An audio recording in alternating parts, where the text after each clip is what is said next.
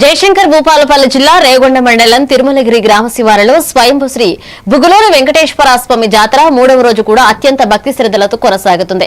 ఇక రాష్ట్ర వ్యాప్తంగా ప్రజలు పెద్ద సంఖ్యలో వచ్చి స్వామివారిని దర్శించుకుంటున్నారు.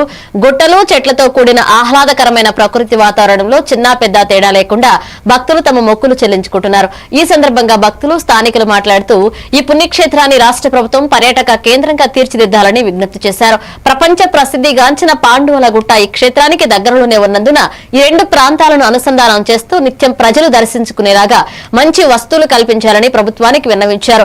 పర్యాటక కేంద్రంగా అభివృద్ధి చేయడం ద్వారా ప్రజలు మరింత ఆనందంగా మొక్కులు చెల్లించుకునే అవకాశం ఉంటుందన్నారు.